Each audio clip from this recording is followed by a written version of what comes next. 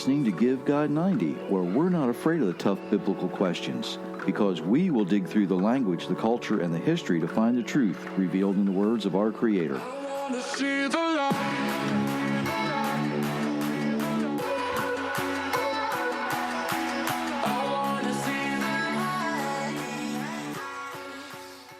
Welcome, everyone. Thank you for letting us be part of your day.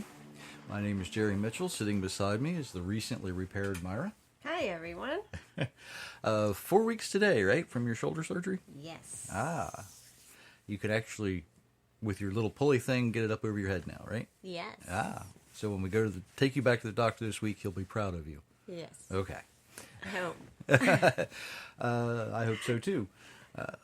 It's getting monotonous. I'm Tired of being the housewife? Yeah. That, too. I'm getting tired of sitting and doing nothing. I know, because it's getting harder and harder to get you to sit and do nothing. As we start today, we want to remind everybody that the chat's open. If you want to join the conversation, you can. Lots going on still. There's still the violent conflict in Israel and Gaza. Hasn't overflowed anywhere else yet. It's kind of amazing that Israel, once again, is being blamed for the violence when they're the ones receiving the violence. I guess that's the way the world looks at it. They have made some great strides, though. They have destroyed a lot of infrastructure for the terrorists in Gaza. They have eradicated from the earth several Hamas leaders. And we certainly, while we don't praise the loss of life, removing violent leaders who have just nothing more than hatred for life in their souls. I'm going to say this, and a lot of people might think this is the wrong thing to say, but I kind of agree with an old saying: kill them all, let God sort them out. Let's be realistic. The people they're killing, the people the Israelis are killing, they're targeting, the Hamas leaders are the same people who hide behind children. They put children in these buildings that they are being terrorists in, for lack of a better word. And what happens is when these, Israel calls and says, hey, we're going to bomb this building in an hour. You've got an hour to get out. So instead of getting the children out, what they do is bring more children in. That is on video, okay? That's just the way life is in Hamas land, okay? It's not good. It's not pleasant, but it happens. These people are nothing less than cowards, and they need to be eradicated. Today, what we're going to look at is something that we need.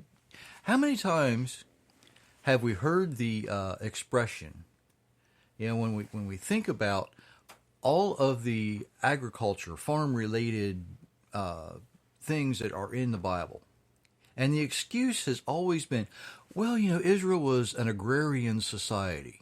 Everybody was a farmer, right? Everybody, we all know, all they did all day was prune fig trees and raise sheep and goats. That's all anybody ever did in Israel, right? Wrong. Now, there was a lot of agriculture involved. We'll get into that in a little bit, okay? But let's think about the way we see these things. There was more than growing figs and raising sheep and goats. Even it was important, yes. People got to eat, right? Right. But let's take a look at how they really lived. When we look back through the history of the Bible, we find that Adam was charged with keeping and tending the garden, right? That was his job. Now, that was kind of short-lived because he messed it up, right? And he, get out of here, Adam. You no longer live here. You, by the sweat of your brow, you will eat. What happened after they left? Do Do you think that, and I've heard this, do you think they spent their days foraging for food like Neanderthals? Well, somebody had to give Eve the recipe for bread, right? You'd think so. You'd think so. I mean, obviously she couldn't come up with that on her own. She wasn't smart enough not to talk to the serpent. You know, she knew who he was, but she still spoke to him, right? So it wasn't the, for lack of a better word, ignorance, the lack of knowledge. It was simply a desire that she had to eat. After they were ejected from the garden, they began having children. Many children, by the way. Two of which were Cain and Abel. And after Cain killed Abel, he went on to build a city in Genesis 4:17. Now, what did the children of Adam and Eve do in a city? Do you think they were still farming in a city? How do you build a city? Was it just a collection of people? Is that what they considered a city? No, of course not. What we have described later is an entire civilization. All Adam and Eve's children at first, and their grandchildren, great-grandchildren, and so on and so forth. They were not the Neanderthal dinosaur hunters that you might think they were. Okay? A better question would be, if everybody was so busy farming, how did they build a city? How did they go get the things they needed to do it, right? That was nobody asked these questions, right? Nobody ever says, well, they can't all be farmers because that just doesn't make any sense. A few verses after we learn about Cain and Abel, and we learn about a man named Tubal-Cain. He was a son of Lamech, who was a worker of brass and iron. Wait a minute. That doesn't sound very farmy to me. Now, I know a lot of ranchers in the United States today, they have to work with iron because, well, it's part of their job today, right? You have to know how to weld, you have to know how to shoe horses, you have to know how to do things. But a worker of brass and iron? Brass is not an element, it's actually an alloy. It's a mixture of copper and zinc. Now, did Tubal-Cain need to go and be a miner and dig out the copper and zinc?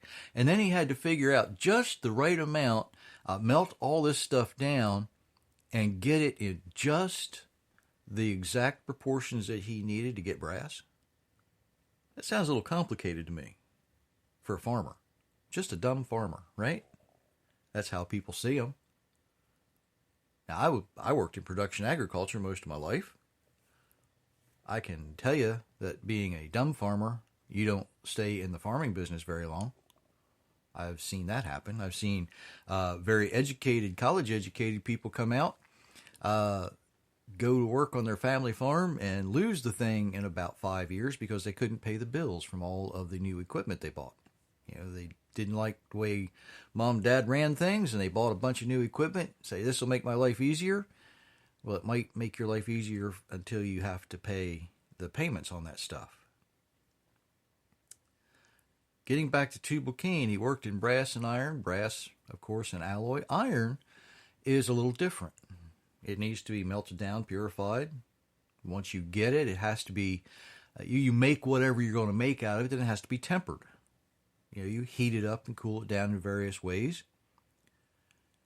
Are we so arrogant to think that the people who lived, and this is about 5,000 years ago, if we believe the Bible, and hopefully the folks who are listening to this do, 5,000 years ago, are they just starting to figure this stuff out? Where did this information come from? Where did this technology come from? Where did the knowledge and the skill set for these things come from? Think about other things like papyrus, parchment, vellum, and later on paper. Now, parchment, we know what most people know what that is. Papyrus comes from the weeds that they use, the grasses that they use to flatten out and dry to make paper or a paper product. Vellum, on the other hand, is skin type products, shaved down very thin. What about the ink? How did they figure out how to do the ink? Wait a minute. Some dumb farmer said, well, if I take this oyster and I do crush the shells and I do these things, and that's not the only ink that they used. They had ink from several different sources. We know that because we can go back in the old papers today, and using different types of light waves, they can identify different inks on the ancient manuscripts, on the ancient papers. What about the clothes they were wearing? Do you think everybody was wearing skins? Well, that doesn't make any sense, does it? That's just kind of crazy. There's a lot of things that we overlook when we think about the Bible. Now, Meyer's going to read some passages here, and I want you to think about what they actually say. Because here, what kind of technology, what kind of skill does it take to actually get to some of these things? And as she reads, listen for the skill sets that these things have to have in order to accomplish what is written in here. Go ahead. Exodus 35:35. The Lord has given them the skill to do all kinds of work. They are able to cut designs in metal and stone. They can plan and sew designs in the fine linen with the blue, purple, and red thread. They are also able to weave things. Leviticus 19:19. Obey my laws. You must not make two kinds of cattle. You must not sow your field with two different kinds of seed. You must not wear clothing made from two different kinds of material mixed together. Joshua 2:4-6. Now the woman had hidden two men. She said, they did come here, but I didn't know where they came from. In the evening, when it was time to close the city gate, they left. I don't know where they went. Go quickly, maybe you can catch them. But the woman had taken the men up to the roof. She had hidden them there under stalks of flax. She had spread the flax out there to dry. Nehemiah 3:8. Next to them, Uziel, son of Harhaiah, made repairs. He was a goldsmith, and next to him, Hananiah made repairs. He was one of the people who made perfume. These men built Jerusalem as far as the broad wall. 1 Samuel 8:11-14. Samuel said, if you have a king ruling over you, this is what he will do. He will take your sons. He will make them serve with his chariots and his horses.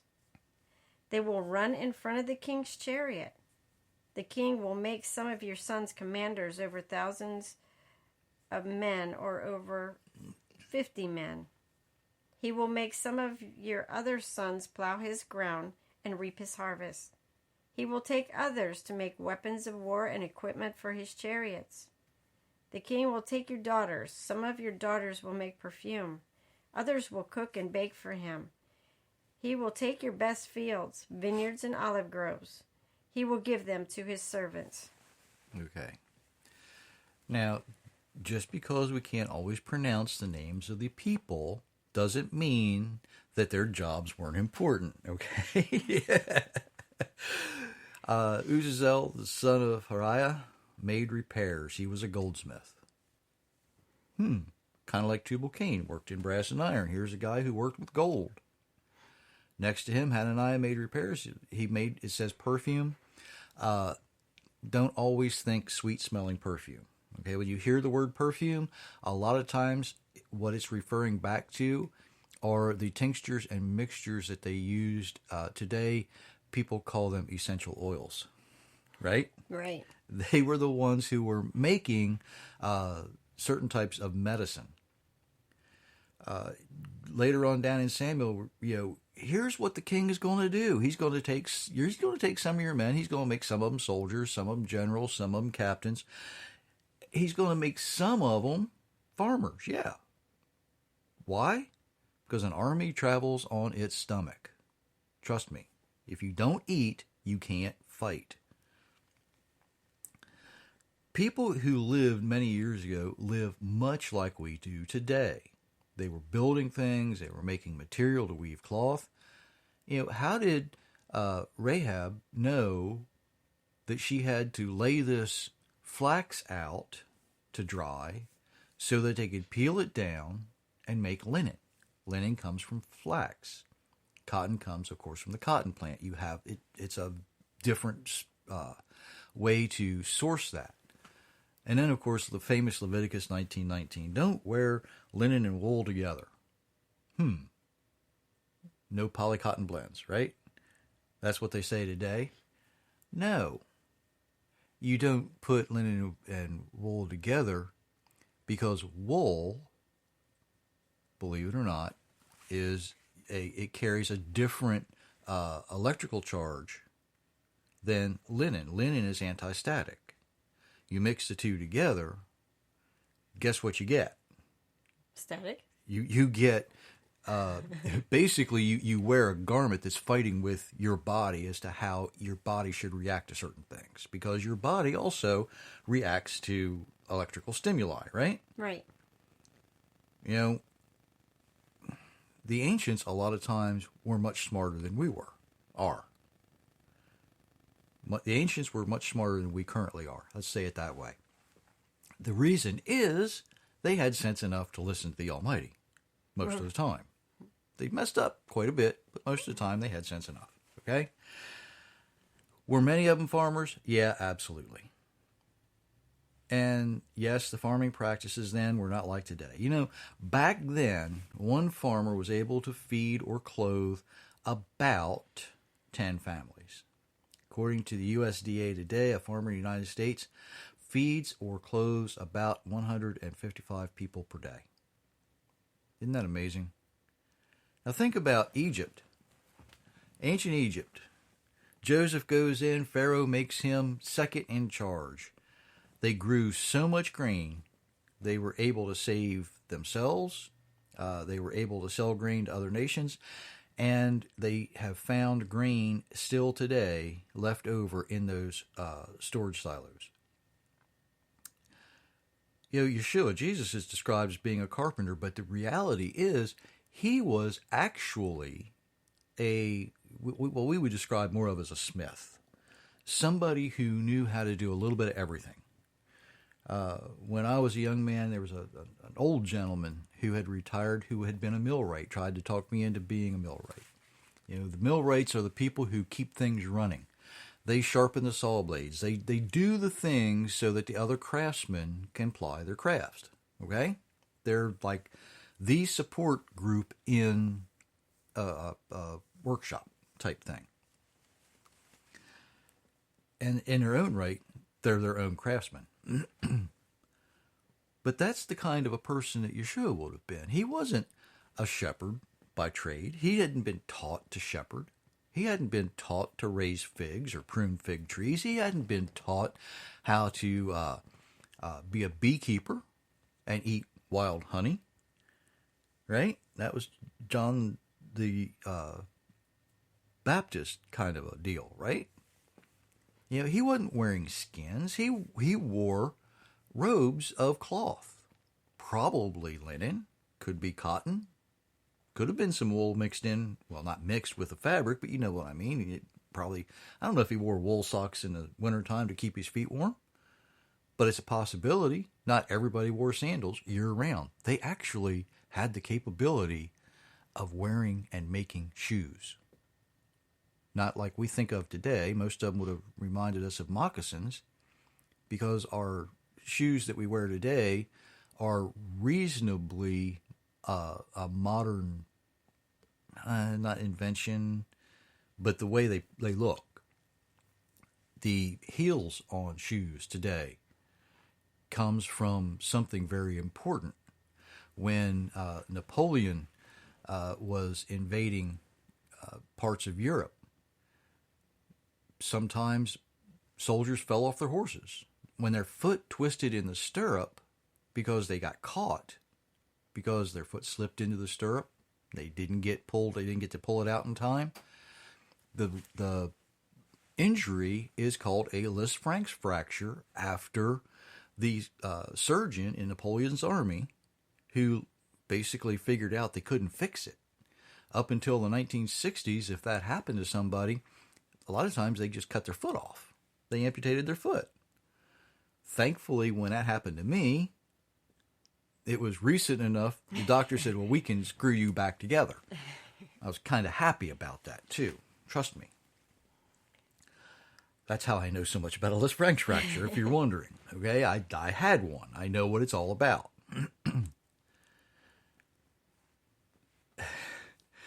But think about the things that we say sometimes. Even Paul, he's described as a tent maker, right? That's not a farming industry.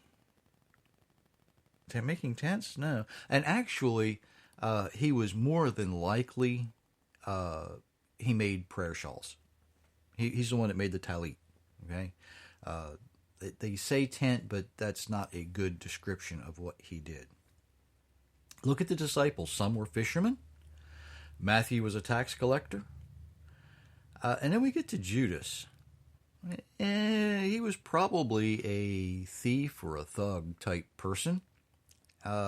We know that because of where he comes from. His name was not Judas Iscariot. His name was Judas from Iscariot, from the place of long knives. That place was known as a bunch of ruffians. They were fighters. Kind of puts a different context on how we think of Judas when we view him in that context. So why do we see all the agriculture references in the Bible? Well, think back about who all the kings of Israel were. Saul, before he was king, he was a shepherd. His father's described as a powerful man with many animals. Okay? It doesn't mean that he was a strong person. It means that he had a lot. He was rich. David was a shepherd, but Jesse, he wasn't quite as wealthy. But still, he had been a shepherd. But David was not exactly poor either. After Saul and David, the only kings to reign over all 12 tribes of Israel were Solomon and Rehoboam. And Rehoboam only for a short time. But both Solomon and Rehoboam were not shepherds. They had inherited. They didn't have to earn their kingship. David treated it as a family right. And some people might say with good reason. Right? We'll see that later. While agriculture was, and it actually remains, an important part of life for anybody who likes to eat, like me, today we are not directly involved as closely with the people who grow our food. Years and years ago, well, up until probably the period between World War I and World War II in the world, people were more involved with the people who were directly growing their food. They would visit the farms. A lot of times they were family who were still farmers, while other parts of the family would be working in town, and trade would happen between farmer and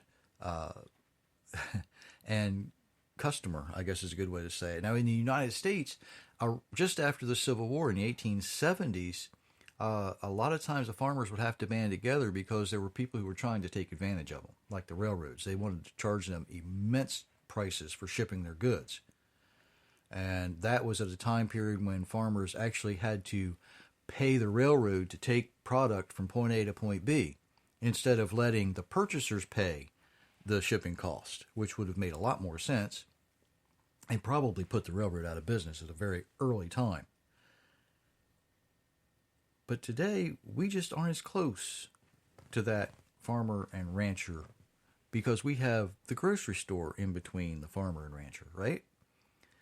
Had a lady one time say, well, I don't need to pay the prices in this produce store. I can go across the street to the grocery store and get my stuff, which I kind of smiled and said, go right ahead.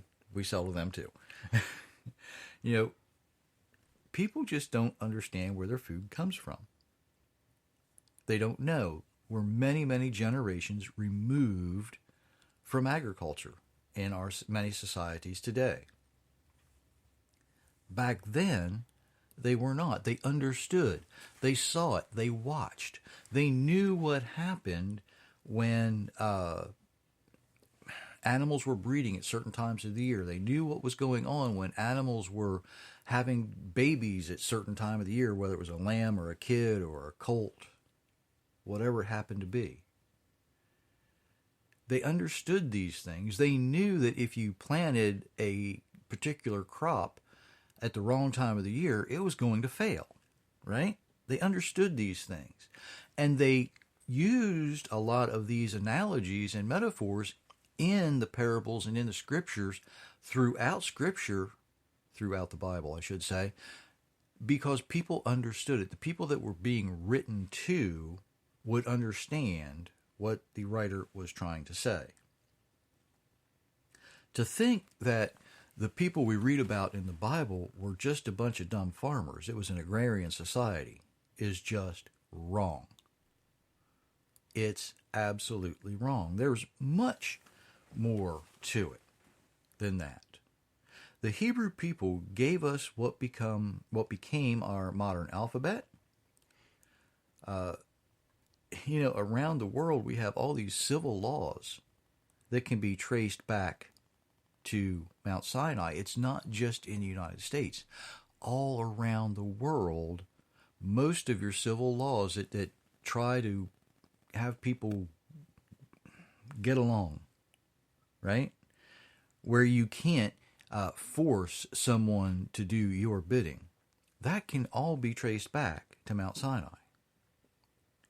You know that even today, there are more Nobel Peace Prize nominations and awards given to Israeli citizens than practically anyone else in the world. They hold that honor of being that smart. Why? Well, most of them understand that if they understand the way the creator of the universe designed it to work, well, guess what? It all follows through, right? They're not just a bunch of dumb farmers. In fact, just because we're so far removed from agriculture references today, we shouldn't be so arrogant as to degrade things because we don't understand them. We are the ones today who should have stayed with those things and said, well, we understand when you breed, you can't breed a cow and a goat. It just doesn't work. Now, there's certain things you can, you can crossbreed some things, but like you read in Leviticus, don't do it. Just like you don't wear linen and wool. It just isn't good for you. When you live the way you're designed to live and you do the things you're designed to do, it's going to be much better for you. You're going to have that long, productive, successful, healthy life, right? But when you don't do those things, that's when you get in trouble. That's when, he died at it was just a short time. It wasn't, he didn't have enough time with us. How many times have we heard that? Practically every funeral you'll go to, you're going to hear somebody say that. He was just cut way too short. Well, no, they died at the exact right time. Yeah, I can say that plainly because he did. But the thing is, how'd he live? We concentrate on how people die. We need to concentrate on how people live, because if we concentrate on how people live, now the things change, right? Now it's not about eternity. Now it's about here. And the way we're designed to live here prepares us for eternity. Just a bunch of dumb farmers? No. There's much more to the nation of Israel, the Israeli people, than that. It's just another way to, I almost said, it's another way for Christians to degrade the Jews, which it is. And every time you hear that now, hopefully, you're not going to be thinking it's a bunch of dumb farmers. You're going to be thinking, these are the people that the Almighty chose to give His intelligence to teach us how to make brass, to teach us how to temper iron, to teach us how to weave cotton and linen and wool, and spin wool, I should say, before we weave it. It's the intelligence that they spread through the world so that we can live the way we're designed to live. Did you have anything you wanted to add to that? No, everybody be blessed and have a good week. Absolutely. Don't forget the like buttons and the share buttons, everyone. And if you would, go ahead and hit those follow buttons too. We appreciate every one of those. Till next time, many, many blessings.